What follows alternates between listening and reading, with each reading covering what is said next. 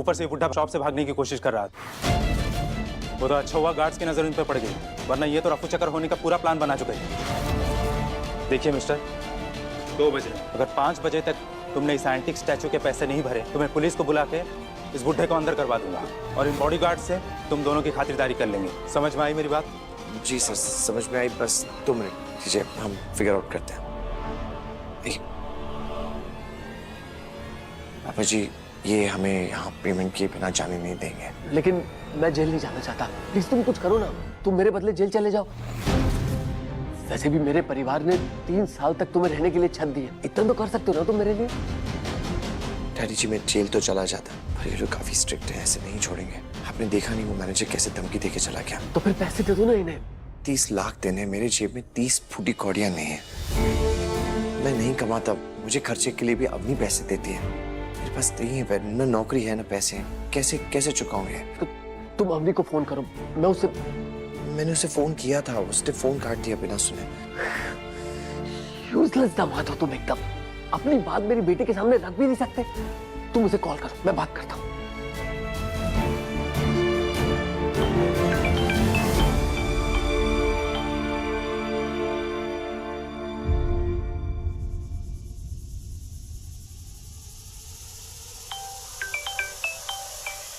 Gautam, are you mad? मैंने कहा ना मुझे काम के टाइम डिस्टर्ब मत किया करो। अब दोबारा कॉल किया ना तो बेटा, मैं डैडी बोल रहा हूँ।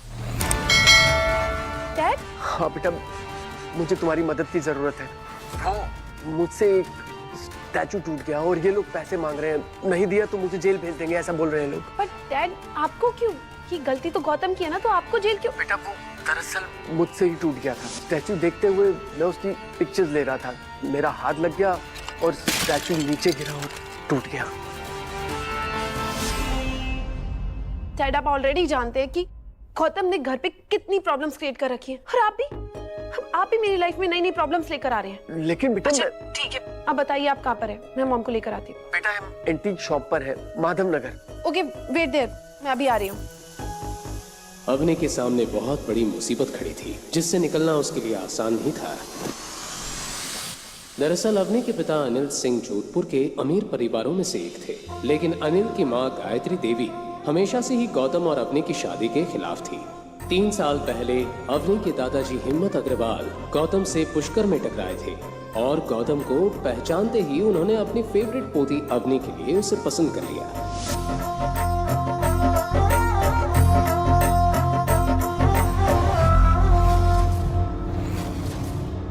अवनी अपने दादाजी से बहुत प्यार करती थी और उनकी किसी भी बात को टाल नहीं सकती थी।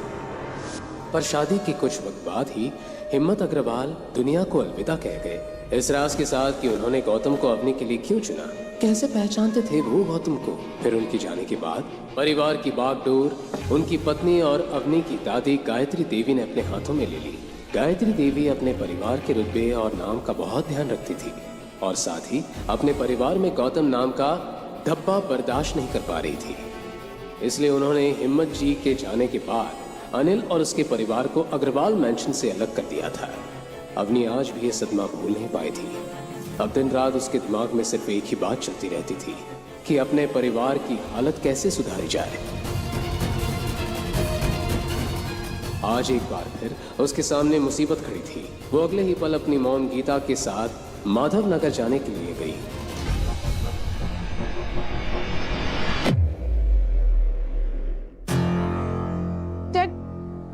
अब ठीक तो है ना? ये सब हुआ कैसे?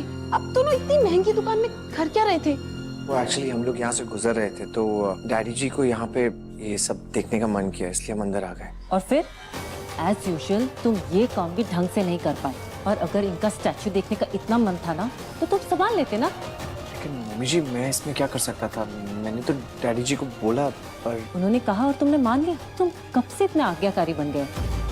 मॉम, ये सारी बातें तो हम बाद में भी कर सकते हैं ना। अभी के लिए जो इम्पोर्टेंट है हमें उसके बारे में सोचना चाहिए। ये 30 लाख रुपए आएंगे कहाँ से? इसी बात पर गुस्सा आ रहा है तो ससुर जी हमारे लिए प्रॉपर्टी कुछ भी नहीं छोड़ गए, और ये पनौती हमारे नसीब में बांध गए। क्या मॉम? तो इस स्टैचू के लिए मैं अपना घर और अपनी कार बेच दूं और सड़क पे आ जाऊं? और वैसे भी इसे बेचने से भी इतने पैसे नहीं आने। सभी प्रॉब्लम का हल ढूंढने के लिए सोच में पड़ गए। टाइम निकलता जा रहा था। वहीं दूसरी तरफ मैनेजर की नजर बराबर अनिल पर ही थी। उसने पैसे मिलने की उम्मीद छोड़ दी थी और कमिश्नर साहब को इन्फॉर्म कर दिया और 3 घंटे पूरे होने का वेट करने लगा। डैड, मैं दादी सर से मदद मांग कर देखूं? उनके जितने भी पैसे होंगे ना, मैं धीरे धीरे कर लौटा दूंगी। पर अवनी, दादी सर तुम्हारी मदद नहीं करेगी और तुम्हें पता है इसकी वजह क्या है। पर मॉम, एक बार बात करने में हर्ज ही क्या है? मैं कॉल करती हूँ।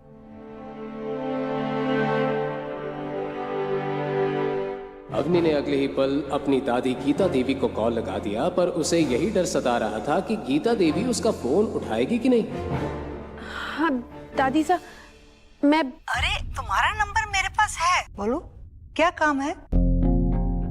गीता देवी बड़े ध्यान से उसकी बात सुन रही थी। हाँ ठीक है, मैं तुम्हें पैसे दे दूंगी, लेकिन इसके बदले में तुम्हें मेरी एक शर्त माननी पड़ेगी। शर्त? कैसी शर्त? हमारी फैमिली जल्द ही जोधपुर के सबसे बड़ी कंपनी अवतार ग्रुप के साथ मिलकर काम करने जा रही है। अगर आज भी तुम्हारी आंखों में मेरे लिए कोई इज्जत है या मुझे अपनी दादी मानती हो, तो अभी के अभी तुम गौतम को तलाक दे दो। अवतार ग्रुप के चेयरमैन के बेटे कबीर के साथ शादी करो। दादी साहब, आप ऐसा कैसे बोल सकती हैं? इस बार तो गौतम की इसमें कोई गलती भी नहीं थी। देखो, मुझे इससे कोई मतलब नहीं है। अगर तुम्हें मेरी शर्त मंजूर है तो मैं तुम्हारी मदद कर दूंगी। दादी साहब, मेरे पापा आपके बेटे हैं, वो अपने बेटे के साथ ऐसा कैसे कर सकती हैं? और आज अनिल जिस प्रॉब्लम में है ना, उसकी वजह सिर्फ तुम हो, और इसीलिए अगर तुम्हें मेरी शर्त मंजूर है तो मैं तुम्हें पैसे देने के लिए तैयार हूँ। दादी साहब, मेरी बात।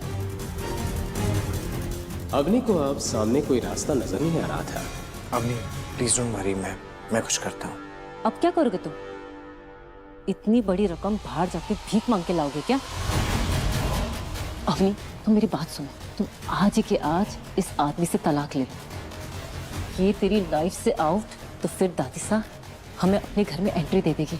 और वैसे भी कबीर तुम्हारा दोस्त है, वो तुम्हें बहुत अच्छे से जानता है और आई एम श्योर वो तुम्हारी हेल्प करेगा।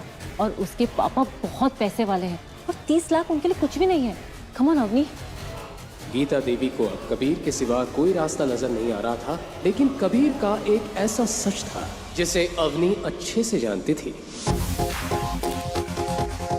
दरअसल कबीर अवतार ग्रुप का वाइस चेयरमैन शेखर आनंद का इकलौता बेटा था, जो बचपन से ही अय्याश था। लड़कियां उसकी कमजोरी थी, इसलिए हर तीसरे चौथे दिन कोई ना कोई नई लड़की उसका शिकार हो जाती थी। यूं तो उसके ऊपर बहुत सारे केस भी हुए, लेकिन शेखर आनंद के रुतबे और पैसे के आगे किसी पुलिस वाले की भी नहीं चली। कबीर ने कई बार अवनी पर भी अपने हाथ आजमाने की कोशिश की थी।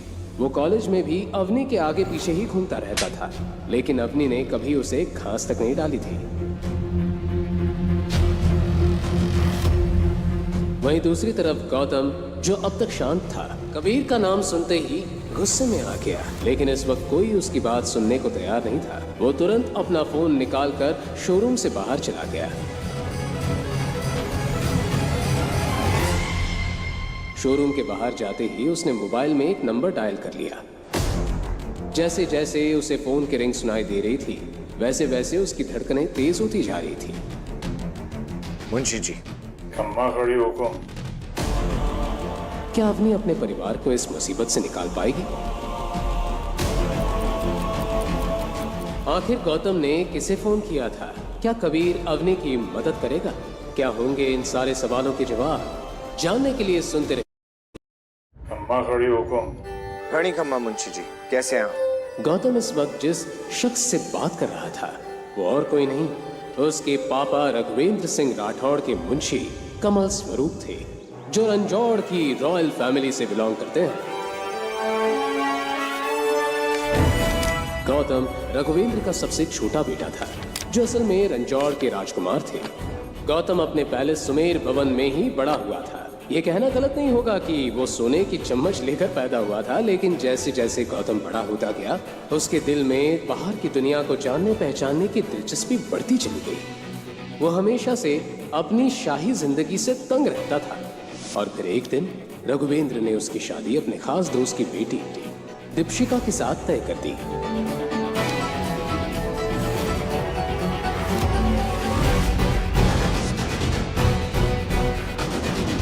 हालांकि दीपशिका गौतम की बचपन की दोस्त थी। वो उससे प्यार नहीं करता था, पर उसकी फैमिली कुछ सुनना नहीं चाहती थी। इसलिए जिस दिन शादी तय हुई, गौतम सजे हुए मंडप को सूना छोड़कर भाग निकला।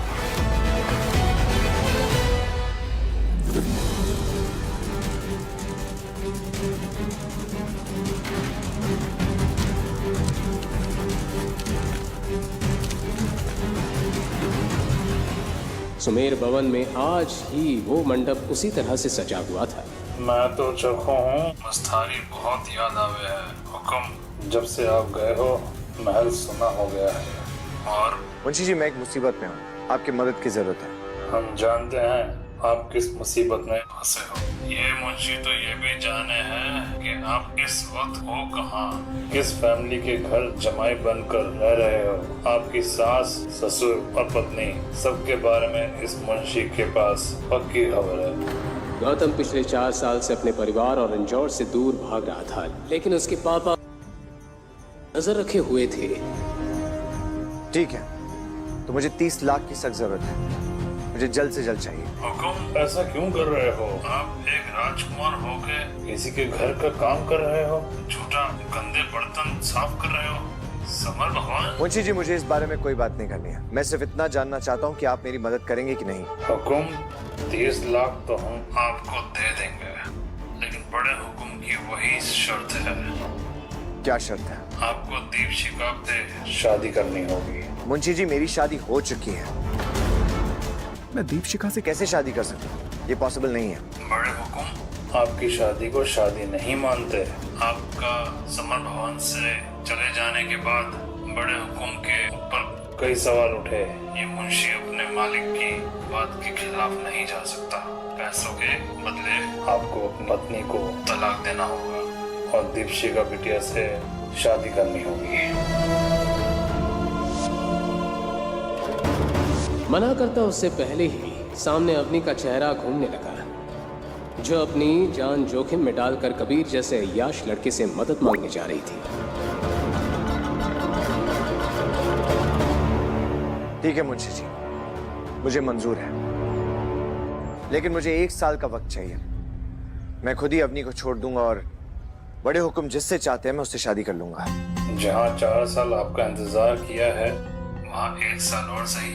बड़े हुकुम भी ये बात सुनकर खुश हो जाएंगे। लेकिन मेरी भी एक कंडीशन है। इस 30 लाख के साथ साथ मुझे एक और चीज चाहिए। मुझे चाहिए। लेकिन क्यों? ये सब मैं आपको बाद में समझाऊंगा। हुकुम आपको शायद तभी बताना पड़ेगा, क्योंकि ये मुंशी इस वक्त के बाहर ही खड़ा है। क्या आप के बाहर हैं? हाँ हुकुम, यहाँ तो काम पड़ता ही रहता है। आप यहाँ आ जाइए, तब तक मैं खरीदने की डील का प्रोसेस शुरू करता हूँ। ठीक है मुंशी जी, मैं अभी आ रहा हूँ। गौतम मुंशी जी के काम करने के तरीके को जानता था। मुंशी कमल स्वरूप अपनी बोली के धनी थे, जिनके आगे बड़े बड़े लोगों का मुंह बंद हो जाता था। गीता अभी भी अवनी को कबीर के पास जाने को बोल रही थी। जल्दी से पहले चेक ले आता हूँ, तभी मैं अवनी को कबीर के पास जाने से रोक सकता हूँ। अरे भैया रुकिए रुकिए, मैं उतारता हूँ। चलिए आगे लीजिए, जल्दी लीजिए। गौतम को देखते ही मुंशी जी की आंखों की गोद गीली हो चुकी थी। भैया रोको रोको रोको रोको। जिस गौतम को दुनिया पिछले 4 साल से एक नॉर्मल सा इंसान समझ रही थी, उसका सच आज सिर्फ मुंशी जी ही जानते थे। गौतम आज भी इतने पैसे का मालिक था, इसी 10 कंपनीज को वो पलक झपकते ही खरीद सकता था।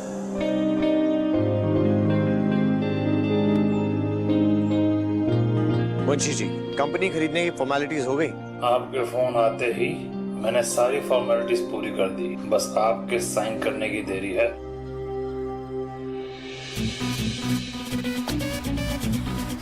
गुड, आपको मेरा एक और काम करना होगा। इस कंपनी का चेयरमैन है शेखर आनंद और उसका एक बेटा है बिगड़ा हुआ कबीर आनंद। मैंने सुना है शेखर आनंद के इशारे के बिना इस कंपनी में पत्ता तक नहीं हिलता।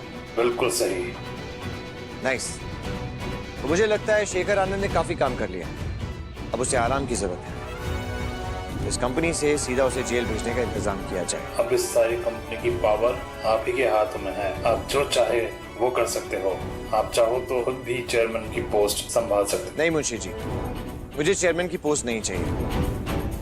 एक बात बताइए, इस कंपनी का वाइस चेयरमैन कौन है? अभिनव गुप्ता। तो फिर अभिनव गुप्ता को कॉल करके बता दीजिए कि इस कंपनी का नया चेयरमैन वही है। मुंशी कमल स्वरूप को देखकर कोई उनका रास्ता रोकने की हिम्मत नहीं कर सकता था। गौतम की आंखों में एक अलग ही तरह की चमक साफ दिखाई दे रही थी।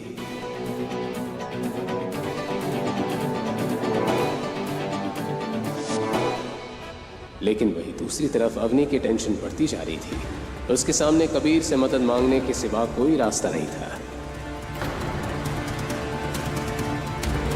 इधर गौतम और मुंशी जी को ऑफिस के अंदर देखते ही एक 32 साल की औरत ने उन्हें केबिन के बाहर रोक दिया। तुम दोनों अंदर कैसे आ गए, वो भी बिना किसी से पूछे? यह औरत शेखर आनंद की पर्सनल सेक्रेटरी शालिनी थी, जो मुंशी जी की पहचान से वाकिफ नहीं थी। मैं यहाँ के चेयरमैन मिस्टर गुप्ता से मिलने आया हूँ। मिस्टर अभिनव गुप्ता इस कंपनी के वाइस चेयरमैन हैं और वो तुम जैसे सेल्समैन से बिना अपॉइंटमेंट के नहीं मिलते हैं। तो अब यहाँ से निकलो वरना मैं सिक्योरिटी बुलाऊं। सिक्योरिटी। गौतम के फोन पर अवनी का फोन आने लगा। इससे पहले कि वो फोन उठाकर जवाब देता, उसका मोबाइल लो बैटरी के कारण स्विच ऑफ हो गया। तुम जानती भी हो किससे बात कर रही हो? ये जोधपुर के मुंशी जी, मुझे लेट हो रहा है, गुप्ता जी को बुलाइए प्लीज। हेलो। अभिनव गुप्ता मुंशी जी को अच्छे से जानता था। वो अपने काम छोड़कर तुरंत अपने केबिन से बाहर आ गया। देखो, मैं तुम दोनों को लास्ट वार्निंग दे रही हूँ। मिस कामिनी, ये तरीका है आपका गेस्ट से बात करने का? सॉरी सर, लेकिन शट अप। तुम्हें पता है ना, तुम्हारी इस बदतमीजी की वजह से तुम्हें इस कंपनी से निकाला जा सकता है।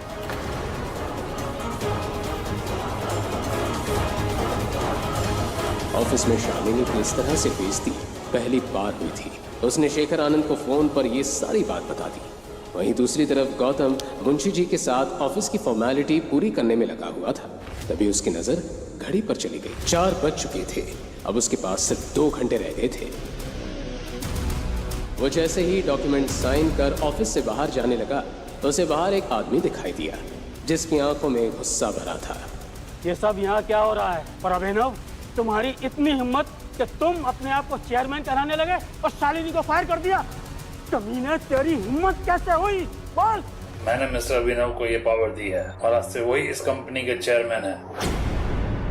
अच्छा, पर क्या मैं पूछ सकता हूँ कि आप कौन हो और इस कंपनी के अंदर जबरदस्ती कैसे घुसा है? मुंशी कमल स्वरूप। इनाम सुनते ही शेखर आनंद के पैरों तले जमीन खिसक गई।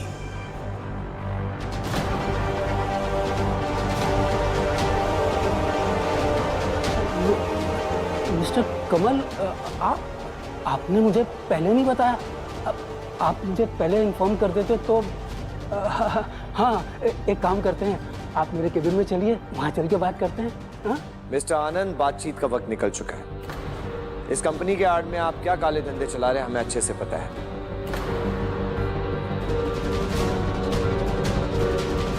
ले लीजिए। गौतम ने उनके हाथ में एक लेटर थमा दिया, जिसमें साफ लिखा था कि कंपनी का नया ओनर अब गौतम था।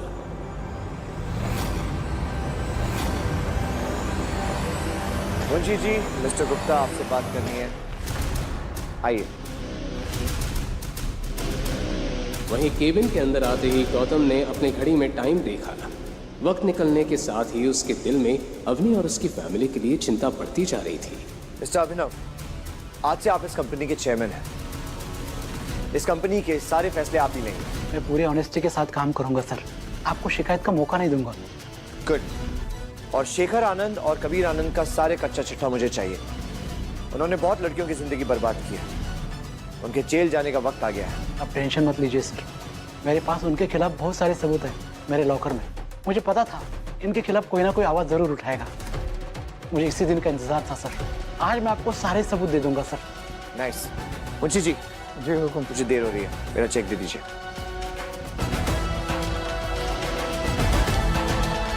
Thank you.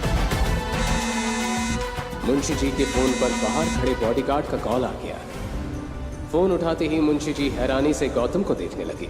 आखिर कैसे सुलझाएगा गौतम ये सारी गुत्थी? क्या होंगे इन सारे सवालों के जवाब? जानने के लिए सुनते रहिए।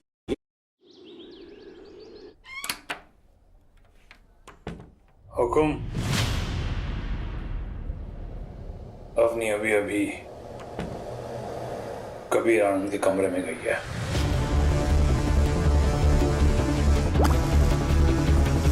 गौतम ये बात अच्छे से जानता था कि कबीर ने अवनी को अपने कैबिन में क्यों बुलाया था। उसके कैबिन में एक ऐसा ड्रग रहता था जिसे वो हर लड़की को उस पर इस्तेमाल करके उनका फायदा उठाता था। ऑफिस में बहुत सारे लोग इस सच्चाई से वाकिफ थे, लेकिन सभी लोग कबीर और शेखर के खिलाफ आवाज उठाने से डरते थे। आज कबीर कंपनी के नए मालिक गौतम के गुस्से का शिकार होने वाला था।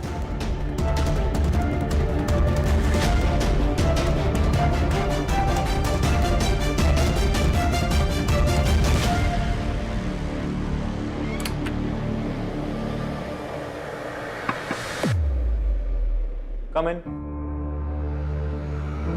मुंशी जी की बात सुनते ही गौतम चेक लेकर कबीर के कैबिन की तरफ चला गया।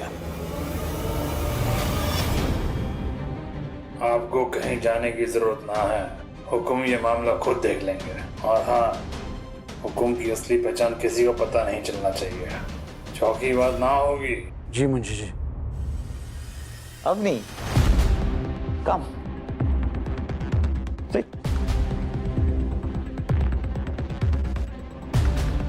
सो ऐसे आना हो।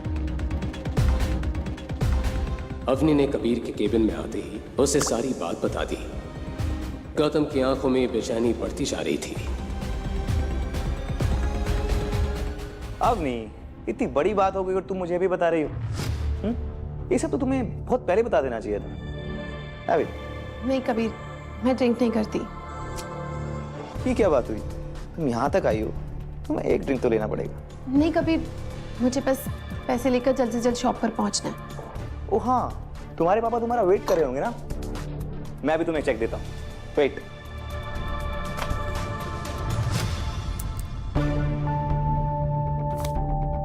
और तुम ड्रिंक नहीं करोगी तो मुझे बहुत बुरा लगेगा। थैंक्स कबीर, पर मैं ड्रिंक नहीं कर सकती। हाँ, मैं तुम्हारे पैसे जितना जल्दी हो सके ना वापस कर दूंगी। मुझे पैसों की परवाह नहीं। कबीर धीरे धीरे अवनी के करीब आने लगा। उसकी आंखों में उसकी मंशा साफ दिखाई दे रही थी। यू नो अवनी, तुम्हारे पापा को आज जेल जाने से कोई नहीं रोक सकता, except me. Come on Avni, just one drink. Drink लो, चेक लो और जाओ। इतना क्या सोचना है?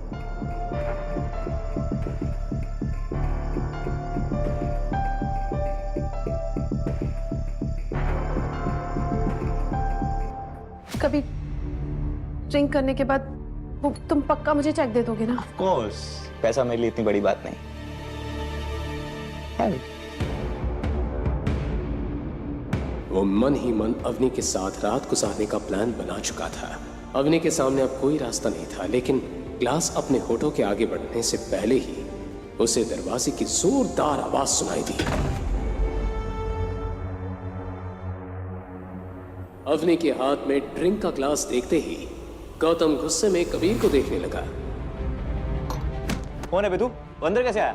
गौतम, तुम यहाँ क्या कर रहे हो?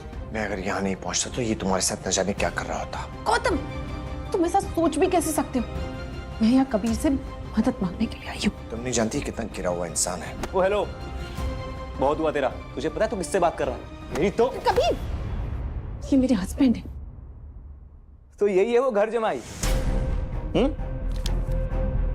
अवनी, इससे कहो अभी के अभी मेरे पैरों में गिरकर माफी मांगे, नहीं तो आज यहां से जिंदा बचकर नहीं जाएगा।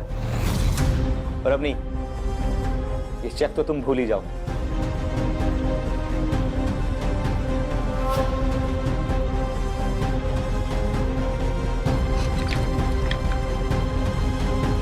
You know, 3 साल पहले तुम्हारी तरह एक आदमी ने मेरे कैबिन में घुसने की कोशिश की थी।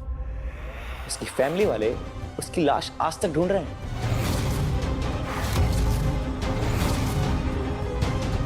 गौतम, प्लीज प्लीज कबीर से माफी मांग लो ना। इससे माफी मांगो? अवनी, इसकी बातों से डरने की कोई जरूरत नहीं है। ये खोखली धमकियां दे रहा है। ये भौंकने वाला कुत्ता है, काटेगा नहीं। कुत्ता कबीर, 2 टके एक घर जमाई, अब देखिए कुत्ता क्या करता है। आज की आज तेरी चमड़ी नहीं उधेड़ी ना तो मेरा नाम भी कबीर आनंद नहीं। गौतम। हेलो इंस्पेक्टर शिवा, मैं कबीर आनंद बोल रहा हूँ। अभी कभी चेहरे हटाइए, किसी की चमड़ी उधेड़नी है। और अवनी, ये चेक तो तुम भूल ही जाओ, आज ये जेल जाकर रहेगा। कबीर, कबीर, मैं गौतम की तरफ से तुमसे माफी मांगती हूँ, प्लीज। नहीं अवनी, आज इसे जेल जाने से कोई नहीं रोक सकता। फाइन नहीं, तुम उसके बाद मेरी हो पाओगी। गौतम, तुम क्या कर रहे हो? तुम जानते नहीं हो ये फिनिश्ड मैन। ये थप्पड़ मारना बहुत महंगा पड़ेगा।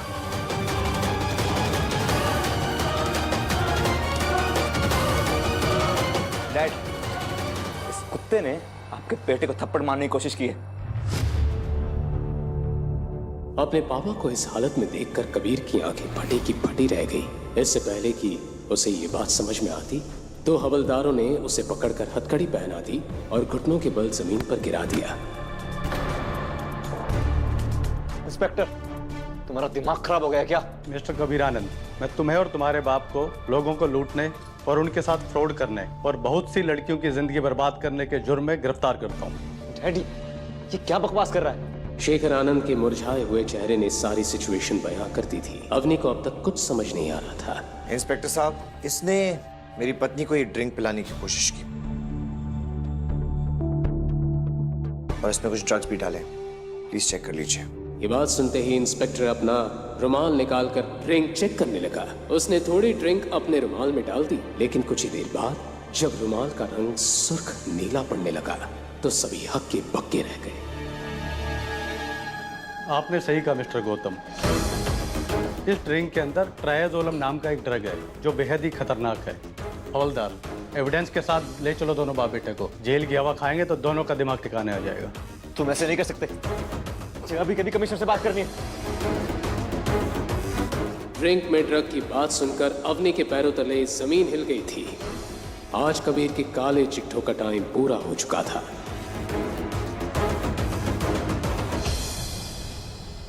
अवनी, गौतम के पास बताने के लिए बहुत सारी बातें थी, लेकिन वो इस वक्त अपनी सच्चाई नहीं बताना चाहता था।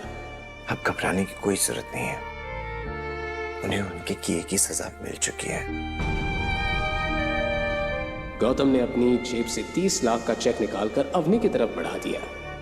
ये देखो, डैडी जी को बचाने के लिए मैंने पैसों का इंतजाम कर लिया है। लेकिन इतना बड़ा अमाउंट तुमने इतनी जल्दी कैसे अरेंज किया? गौतम अगर सच बताता तो बहुत बड़ी मुसीबत में फंस सकता था, इसलिए वो बिना कुछ कहे खामोश रहा। गौतम, मैं तुमसे कुछ पूछ रही हूँ, तुम्हें ये चेक किसने दिया? वो मैंने अपने एक दोस्त से उधार लिया है। उसकी कंपनी में बहुत सारा फायदा हो गया था तो उसने मुझे उधार दे दिया।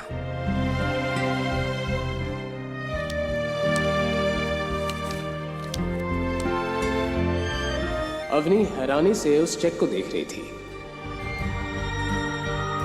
हम ये पैसे आराम से वापस कर सकते हैं। उसे पैसों की जल्दी नहीं है।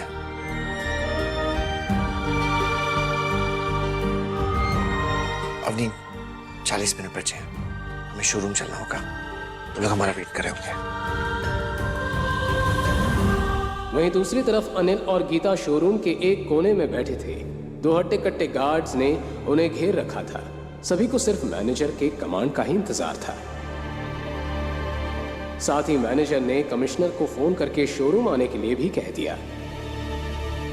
10 मिनट रह गए और तुम्हारे दामाद और बेटी भी गायब हैं। मुझे नहीं लगता तुम लोग पैसे दे पाओगे, इसीलिए जेल जाने के लिए तैयार है। अवनी बेटा, पैसों का कुछ इंतजाम हुआ? मेरा तो जी गले तक आ गया है। मॉम, डोंट वरी, ये रहा चेक।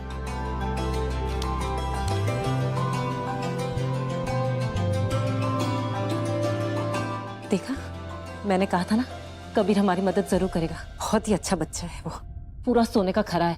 ये तुम्हारे गौतम जैसा नहीं है। देखो गौतम, दिखाई दे रहा है ये चेक? ये तुम्हारे औकात से बाहर की बात है। कबीर मेरी बेटी का दोस्त है, मेरी बेटी, और तुम अब आज के आज ही मेरी बेटी को तलाक दे दो।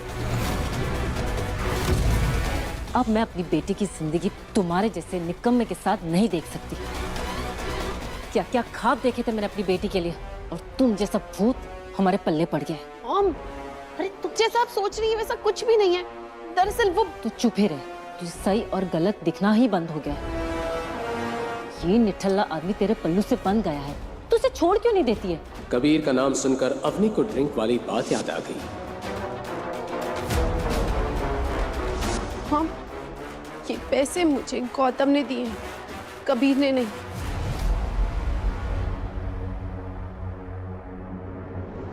अच्छा, इसका ऐसा कौन सा दोस्त आ गया जिसने इस भिखारी को इतने सारे पैसे दे दिए? चल कॉल लगा, अभी के अभी अपने दोस्त को कॉल लगा। गौतम हड़बड़ाकर अपने आसपास देखने लगा। वहीं गीता लगातार शक भरी निगाहों से उसे देख रही थी। क्या गौतम पैसों का सच बता पाएगा? क्या कबीर गौतम से बदला लेगा? क्या होंगे इन सारे सवालों के जवाब?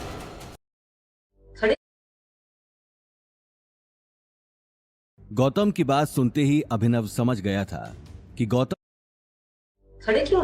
करो अपने दोस्त को फोन। दरअसल मेरा दोस्त ट्रैवल कर रहा है, उसके असिस्टेंट ने मुझे चेक दिया है। आप लोग ये अपना फैमिली ड्रामा घर जाके कर लेना, मुझे चेक दे दीजिए। हाँ, लीजिए।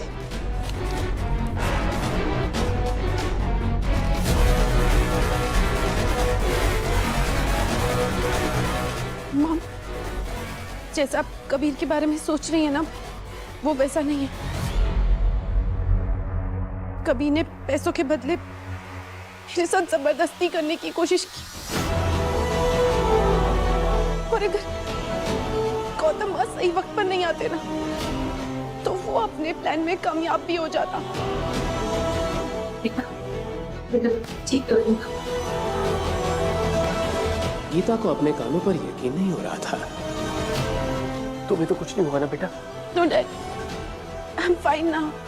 तो यही सबसे बड़ी सोचने वाली बात है कि गौतम ये पैसे लाया कहां से? यार, मुझे इन सबसे कोई मतलब नहीं है। जिंदगी में पहली बार इसने कोई ढंग का काम किया। खाक ढंग का काम किया, पता नहीं कहां से मांग के लाया होगा। मेरे सबके पैसे चुकाने होंगे ना।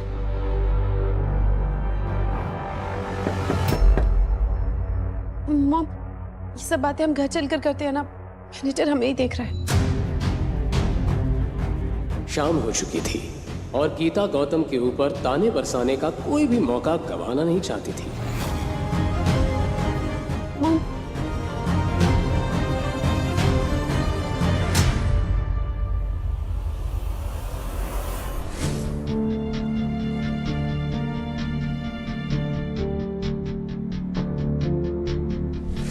यहाँ खड़े मत रहो, मेरे लिए चाय ले आओ। जी माँ। और सुनो, चाय में दूध और इलायची कम डालो। तुम्हारे बाप दादा ने कोई हमें खजाना नहीं दिया हुआ, समझे? जी माँ।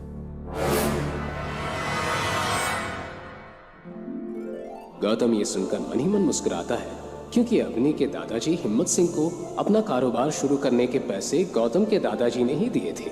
क्योंकि एक जमाने में हिम्मत सिंह के पूर्वज मुंशी जी की तरह रंजौर परिवार की सेवा करते थे। मुस्कुरा क्यों रहे हो? मुझे पता है तुम सारी मलाई खुद ही चट कर जाते हो। और सुनो, अगर चाय अच्छी नहीं बनी ना, तो चाय कप में नहीं तुझ पर होगी, समझे? थैंक यू अम्मी फॉर मनी यू गिव। लेकिन ये पैसों का क्या करना है? ये गौतम जहां से भी लाया है वापस तो देने ही होंगे ना। अभी तो यही मानो कि गले में फंदा लटका हुआ है।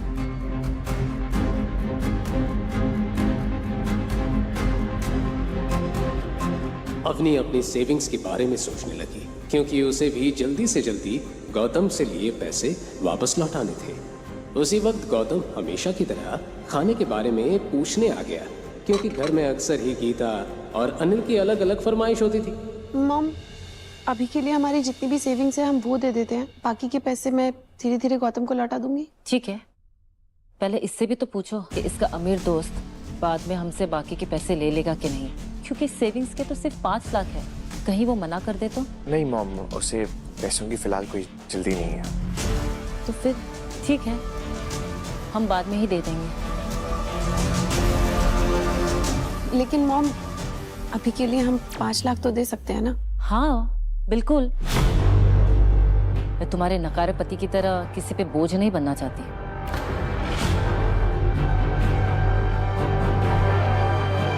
अच्छा गौतम, जब तुम पैसे रिटर्न करोगे ना अपने फ्रेंड को, तो मेरी तरफ से थैंक यू बोलना। उन्होंने हमारी बहुत बड़ी हेल्प की है।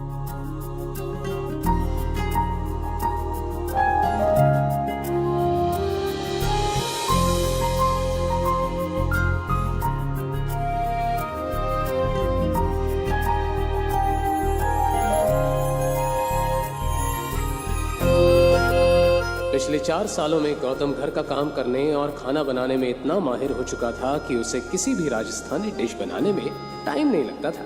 कुछ ही देर में सभी खाना खाकर अपने रूम में चले गए।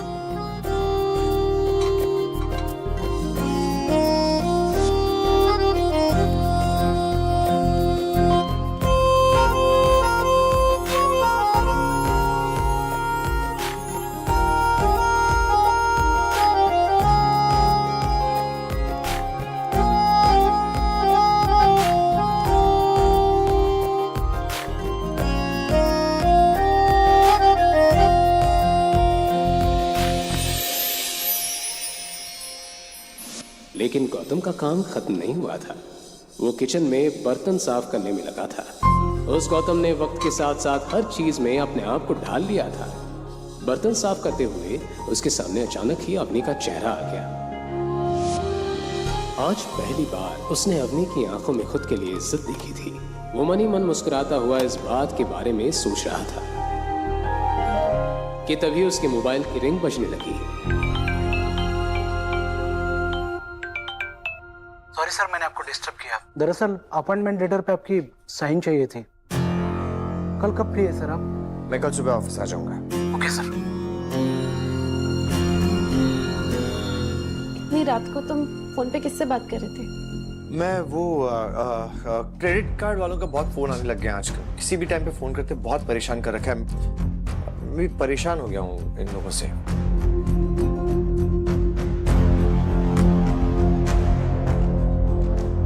अगले दिन सुबह गौतम अपने घर का काम खत्म करके अवतार ग्रुप जाने के लिए निकल गया।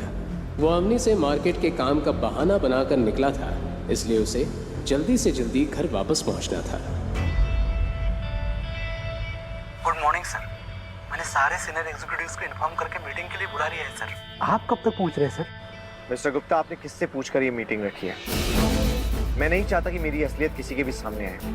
Please cancel the meeting. I am sorry sir, मैं मीटिंग कैंसिल कर देता हूँ। आप टेंशन मत लीजिए, आपके बारे में किसी को पता नहीं चलेगा। गुड, मैं आपको आपकी कैबिन में मिलता हूँ।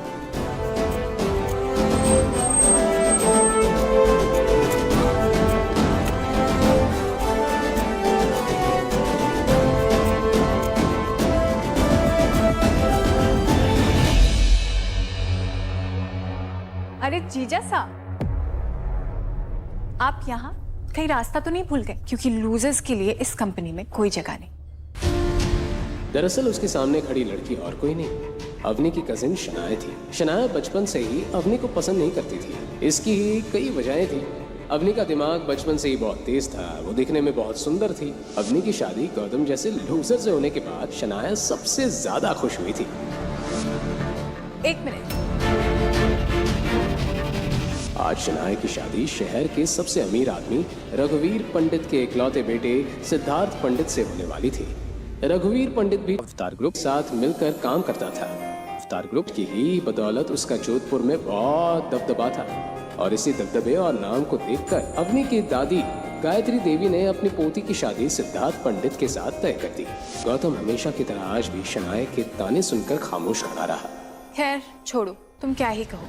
तुम्हारे जैसे आदमी की हमारे सामने खड़े होने की औकात भी नहीं है।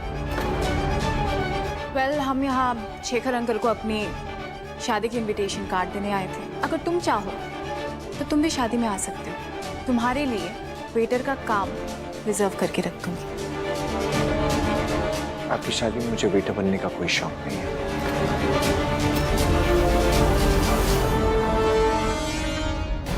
गौतम के सिंपल से कपड़ों को देखकर सिद्धार्थ मन ही मन हंस रहा था, लेकिन वो इस बात से बेखबर था कि इन सिंपल कपड़ों के पीछे अवतार ग्रुप का मालिक खड़ा था।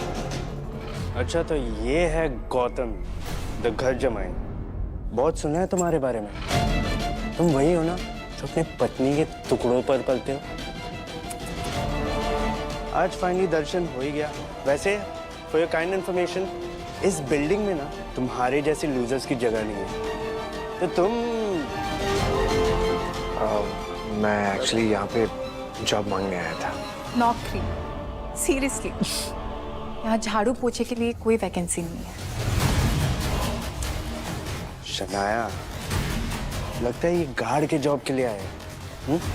All the best. जीजा साहब, अवनी की कमाई से घर के खर्चे पूरे नहीं होते ना।